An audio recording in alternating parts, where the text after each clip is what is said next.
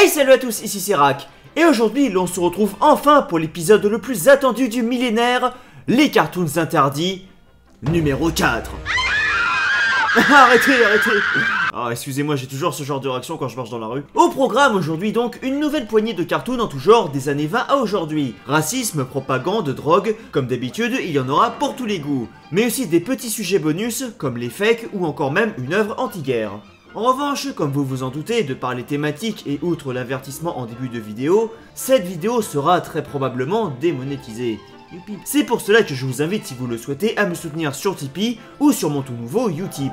Alors Utip, pour ceux qui ne connaissent pas, c'est très simple. En fait, vous pouvez soutenir le créateur de votre choix en donnant simplement quelques secondes de votre temps, en regardant une publicité. Concrètement, ça me rapporte environ 5 centimes par visionnage, ce qui est bien plus qu'une vue YouTube classique. Donc voilà, si vous souhaitez encourager la création libre sur le net et me soutenir sans avoir à débourser un centime, eh bien n'hésitez pas. Ceci étant dit, j'espère que ça vous plaira, et c'est parti. Et on commence avec un film des fameux Censured 11. Oui, on les a pas encore tous faits, voir les épisodes précédents. L'île de Pango Pongo.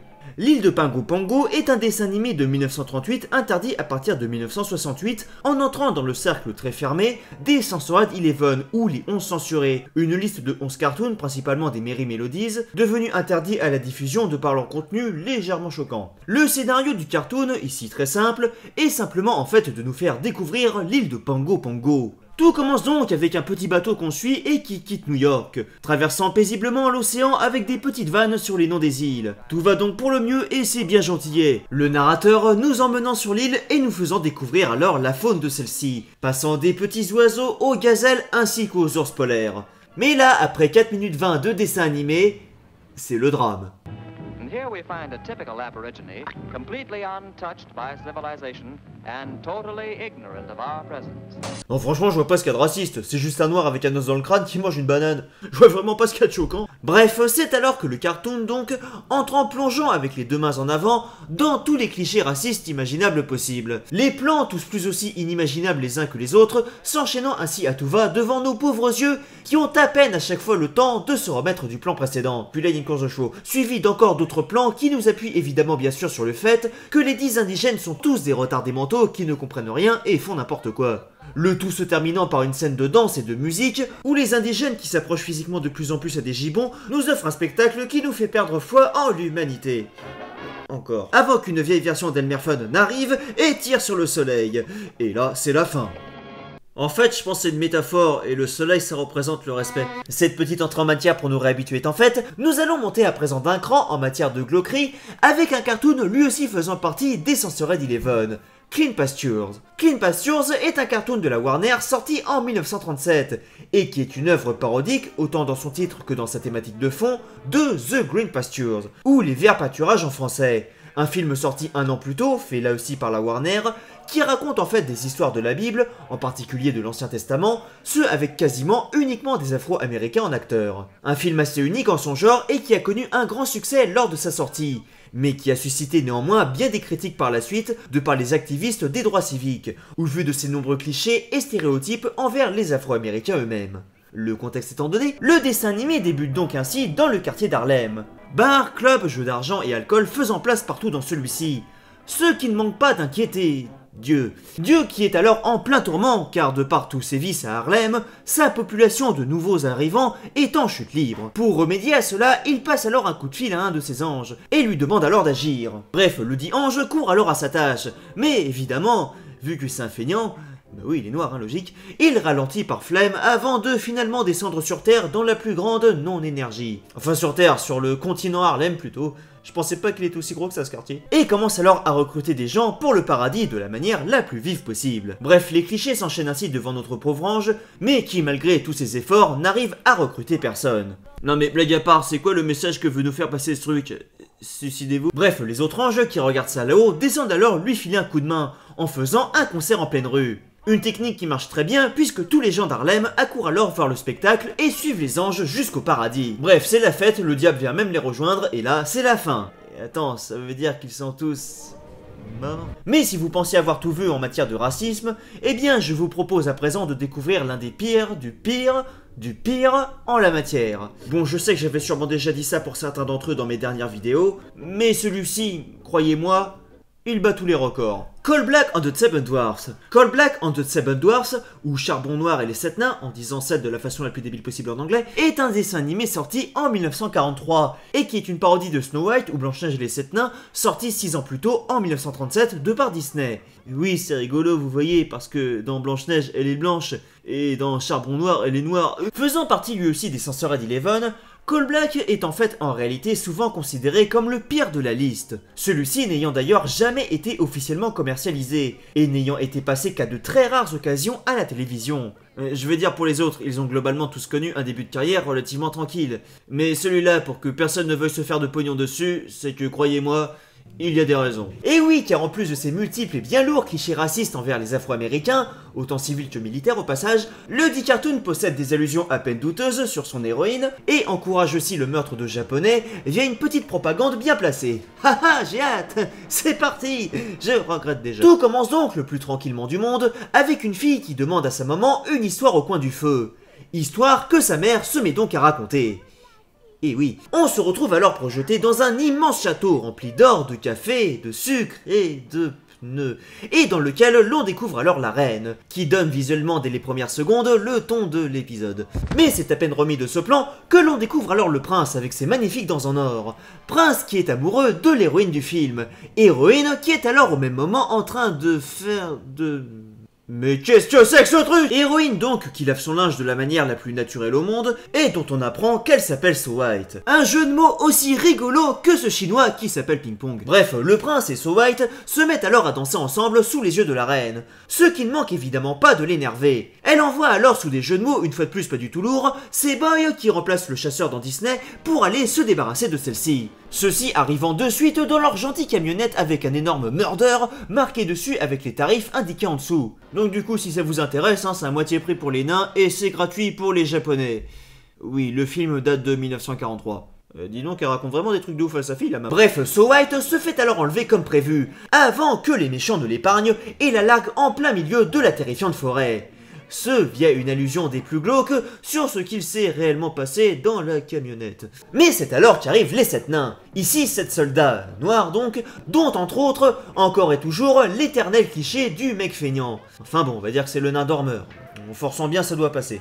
Nains qui secourent alors So White en l'emmenant avec elle dans leur base militaire. Ce pour des intentions visiblement très nobles de leur part. Franchement, je me demande bien pourquoi il était interdit celui-là. Mais dans le même temps, la terrible reine, dans son terrible château, concocte dans le secret une terrible potion qu'elle insère dans une pomme à présent terriblement empoisonnée. Ce dans une scène avec des vers extrêmement dérangeantes.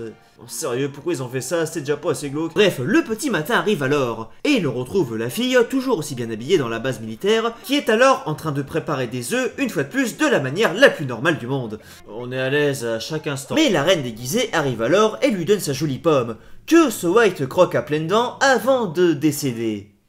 Et là, c'est la fin. Enfin, on aurait bien aimé que ce soit la fin, mais non. Le plus lourd est pour la suite. Bref, Léna réplique alors et défonce la reine, avant d'appeler à l'aide le prince pour réanimer la fille. Avec, comme dans Blanche-Neige, un tendre baiser. Et... oh... et du calme. Et oh... oh... oh... oh... stop, c'est pas un ballon. Bref, le prince y va alors à fond, au point d'en devenir vieux et blanc. Pourquoi? Mais sans succès, hélas. Les nains décident alors de prendre les choses en main, et l'un d'entre eux roule l'appel du siècle à So White, qui se réveille alors aussitôt, avant qu'il lui en refoute une autre de suite, qui cette fois-ci lui fait pousser 2 drapeaux américains sur la tête. Et là, c'est la fin. USA, USA, USA. Une magnifique transition donc qui me permet à présent de passer à la deuxième partie de cette vidéo, qui va parler à présent des tant attendus dessins animés de propagande. Et c'est une fois de plus les États-Unis qui sont à l'honneur, avec cette fois-ci un personnage bien plus connu, Bugs Bunny.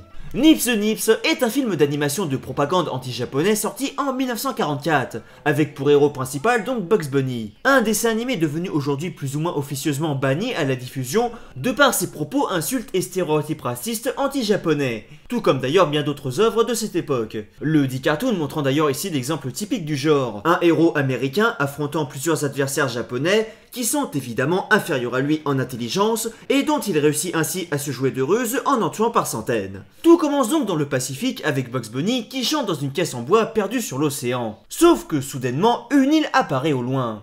Prenant les pattes à son cou, du lapin.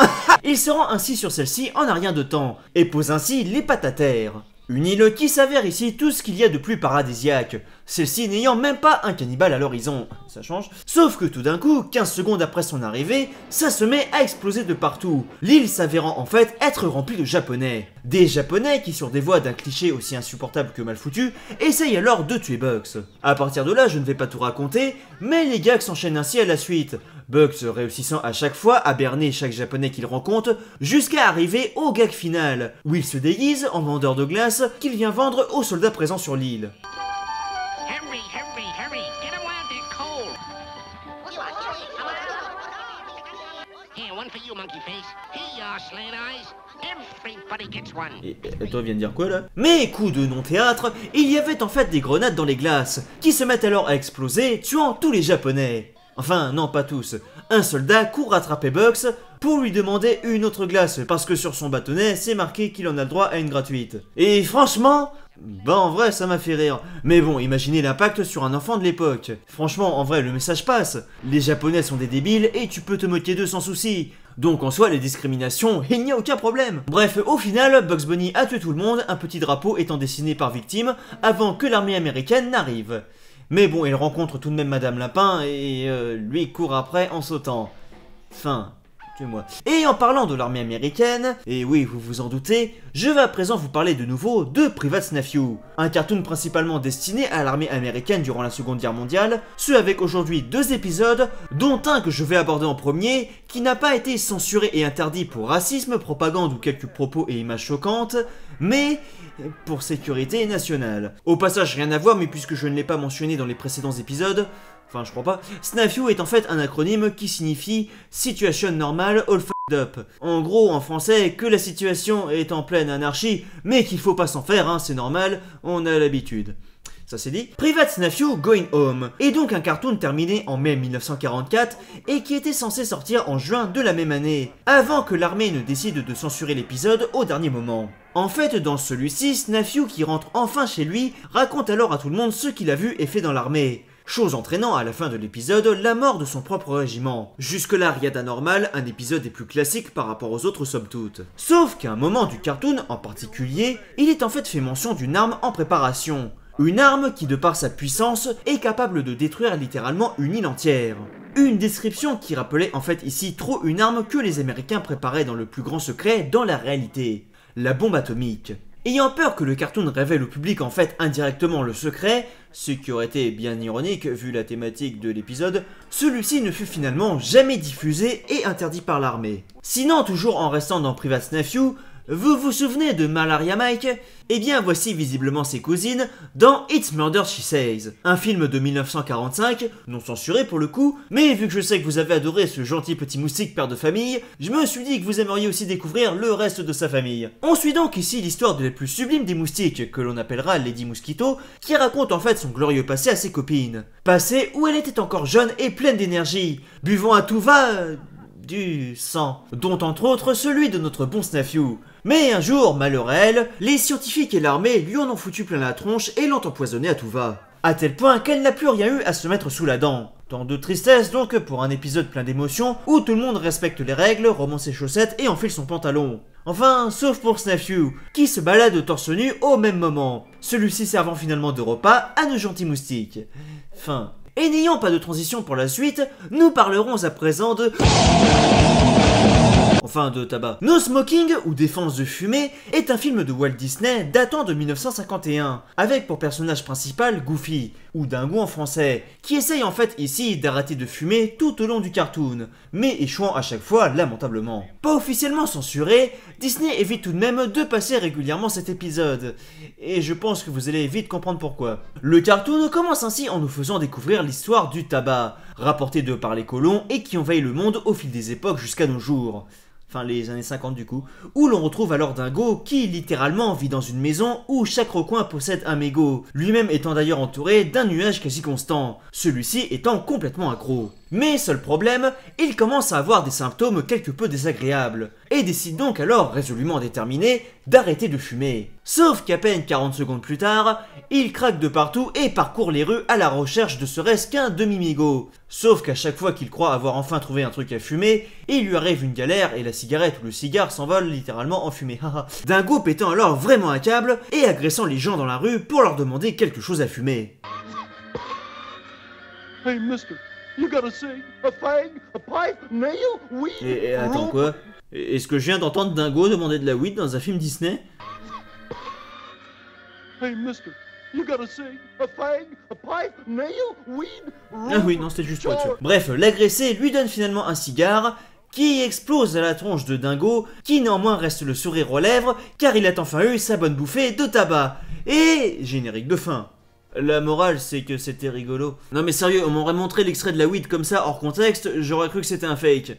Et en parlant de fake, et de choses qui n'existent pas, non, je ne vais pas vous parler des aventures de l'homme invisible dans la dimension invisible, malheureusement censuré, mais d'un film en vente depuis 2011, sans que personne n'ait jamais réussi à mettre la main dessus. A Day with SpongeBob. Se disant lui-même être un documentaire non autorisé, de base sous un concept, le film raconterait en fait, en gros, l'histoire d'un garçon qui gagne un concours pour passer une journée avec Bob l'éponge. Sauf que rien ne se passe comme prévu lors de cette dite journée. Mis en vente depuis 2011 donc, le film a peu à peu commencé à voir des rumeurs apparaître sur le net, ainsi que des faux extraits circuler, les gens se demandant sincèrement ce que c'était et où ils pouvaient l'acheter. Mais, des années plus tard, il n'y avait toujours eu aucune nouvelle, et aucun exemplaire mis en vente ou vendu, bien que des critiques figuraient pourtant sur la couverture du film. Couverture d'ailleurs quelque peu bizarre, avec un style bien différent du cartoon.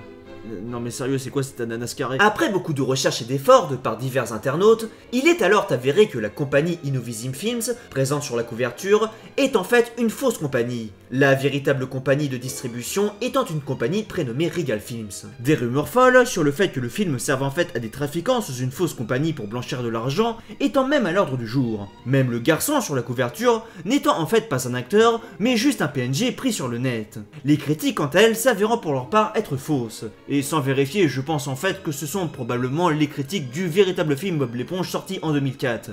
Qui est, comme nous le savons tous, le meilleur film de l'histoire du cinéma. Mais finalement, en 2016, des internautes finissent par retrouver le créateur du film. Levant enfin le mystère sur des années d'enquête, celui-ci avouera en fait qu'il avait mis en vente le film avec seulement un script non fini en poche, espérant ainsi attirer des studios ou des ressources financières pour réaliser celui-ci, car il n'avait en fait jamais eu les fonds nécessaires pour lancer la conception. Et clarifiant aussi au passage le fait que Regal Films était juste une compagnie de distribution comme une autre et qu'il ne blanchissait pas d'argent. On est presque déçus, hein. Le dit créateur, surnommé Monsieur Orange afin de préserver son anonymat, a néanmoins promis une campagne de financement qu'on attend toujours depuis. Bref, une petite entrée en matière sur les cas et faits étranges dans le monde du cartoon pour vous parler d'un dessin animé dont vous avez peut-être déjà entendu parler. Suicide Mouse, un cartoon non terminé et jamais publié provenant des années 30, où Mickey ne fait que marcher en boucle droit devant lui sur une musique de piano, avant qu'au bout de quelques minutes, des distorsions et des cris commencent à apparaître.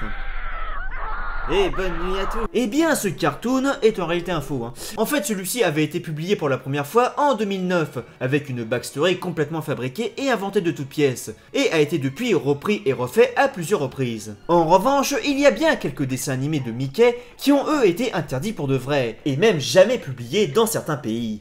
Notamment The Barnyard Battle, ou Le Champ de Bataille en français, daté de 1929. Un dessin animé qui montre Mickey et ses amis chantant des chansons confédérées au combat, avec des gentilles mitraillettes et pistolets, contre des chats soldats possédant quant à eux des casques allemands. Chaque Mickey finit évidemment par défoncer comme pas permis. Je vous laisse deviner dans quel pays le film a été interdit à sa sortie. Un indice, c'est pas le Groenland. Mais concernant Mickey, le plus grand mystère de toutes ces apparitions est sûrement celui de notre dernier cartoon pour aujourd'hui. Mickey au Vietnam. Réapparu par hasard dans un livre uniquement édité en français paru en 1998, Bon anniversaire Mickey, où on y voyait entre autres Mickey habillé en soldat devant un panneau encourageant à rejoindre l'armée, le film avait depuis lors fasciné beaucoup, qui avaient cherché à le voir. Mais autant Disney que d'autres compagnies ayant des stocks de vieux films ne semblaient le posséder.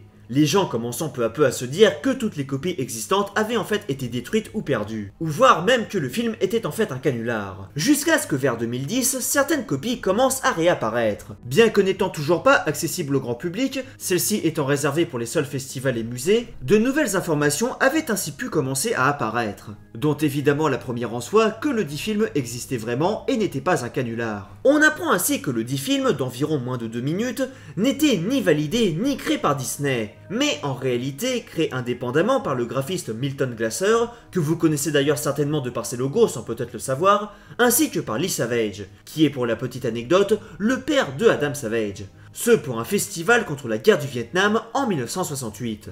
Le mini-film montrant en fait Mickey rejoignant l'armée avant de se prendre une balle en pleine tête. Mais malgré l'existence avérée de ces copies, le film retombe à nouveau dans l'oubli, aucune personne parmi le grand public n'ayant accès à lui, ces dites copies restantes semblant bel et bien gardées sous clé. Mais coup de théâtre, finalement comme sorti de nulle part en 2013, soit plus de 40 ans après sa sortie initiale, le dessin animé est posté par un internaute en intégralité sur YouTube. Celui-ci, sans musique, montre donc en fait Mickey qui marche tranquillement, avant de s'arrêter devant un panneau l'incitant à rejoindre l'armée et à découvrir le monde.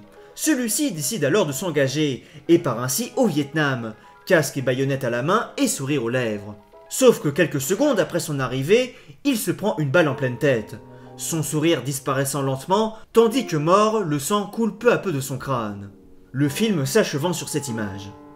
Ambiance de folie. Des interviews données à Adam Savage, son père étant décédé, et plus particulièrement à Milton Glaser, révélèrent ainsi que le dit festival de l'époque s'appelait The Angry Arts Festival, et que lui-même n'avait pas revu son œuvre depuis des dizaines d'années, tandis que Adam en avait seulement entendu parler de par son père. Glaser révéla aussi que bien que des rumeurs que Disney ait voulu faire interdire le film et les poursuivre en justice, il ne l'avait jamais fait, car cela leur aurait en fait juste rapporté une mauvaise publicité et aucun revenu financier au final, le film n'ayant jamais été vendu. Bon après, pas sûr qu'il devait déborder de joie non plus. Concernant le dit dessin animé en lui-même, Milton révéla que c'était avant tout pour lui une œuvre à caractère très symbolique. En effet, Mickey, multiple symbole de l'innocence, de l'Amérique, de succès et d'idéalisme, se faisant tuer comme un soldat, était en contradiction quant aux attentes du spectateur. Et c'est cette même contradiction de symbole qui était en fait ici recherchée pour faire réfléchir celui-ci. Un film profondément anti-guerre donc, et qui aura finalement trouvé son public après plus de 4 décennies dans le silence.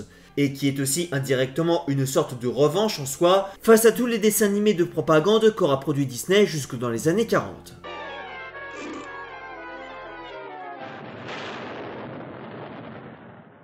Et voilà, c'était donc les cartoons interdits numéro 4. Sur ce, merci à tous d'avoir regardé. Si ça vous a plu, n'hésitez pas à me rejoindre et à me soutenir sur Tipeee, Twitter, Facebook ainsi que sur Utip. Et à aussi découvrir ma seconde chaîne où au passage je conçois mes propres dessins animés qui en termes de contenu se rapprochent assez de cette image. Voilà. Sur ce, portez-vous bien et à bientôt pour la prochaine vidéo qui sera pour le coup vraiment la suite de notre let's play narratif sur la Bretagne. Enfin.